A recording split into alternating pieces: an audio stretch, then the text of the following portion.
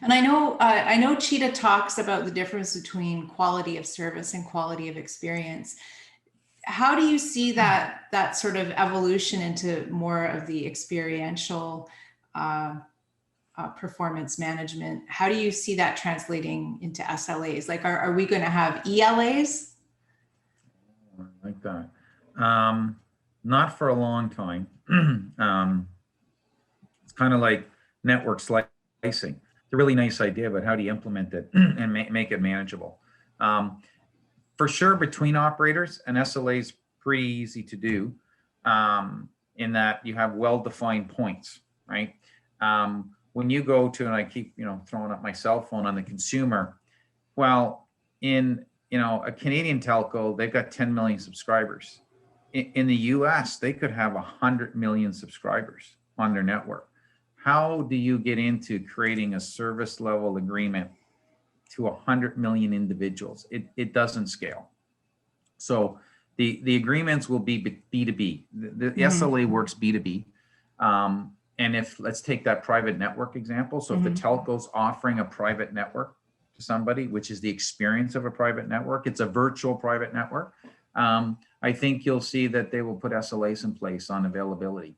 And at all the points, they'll get monitored. Now, in the old world, wireline, when you had an SLA, the SLA would be from building A to building B, or to the internet. And it was just basically hop to hop. And as you talked about QoS, I'd have a box here and a box there, 2 DMARC boxes, and I would run some kind of test to say it's up.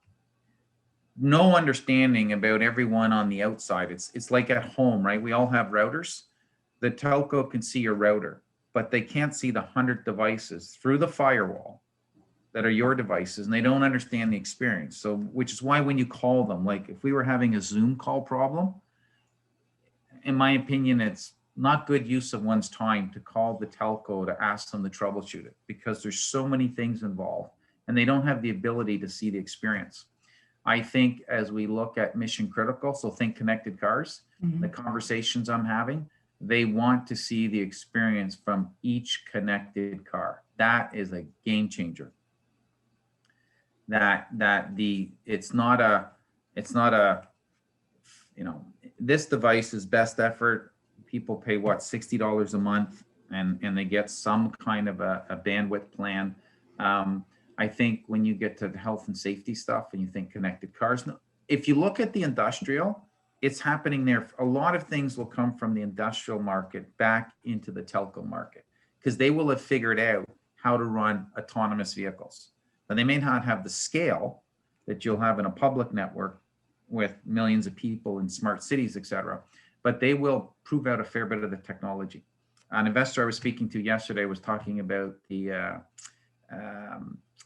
military.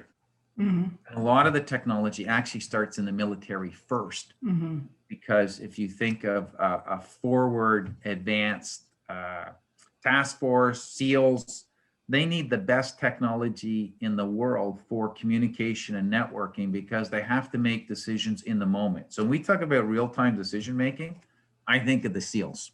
And I think that technology, a lot of times will start there. It will migrate into the enterprise and industrial, which is a place to test it. I was in a light reading 5G webinar this week, and they talked about network slicing and SDN and 5G. And they said the easiest place to test it out is in the enterprise, the industrial, because it's contained and you can mature the technology out before you go and say, I want to roll it out to, 100 million people. So I think we'll see that in the QoE. You'll have it first in the industrial and enterprise, which is effectively, I talked about those vehicles and how expensive they are. You probably want to know what each vehicle is experiencing.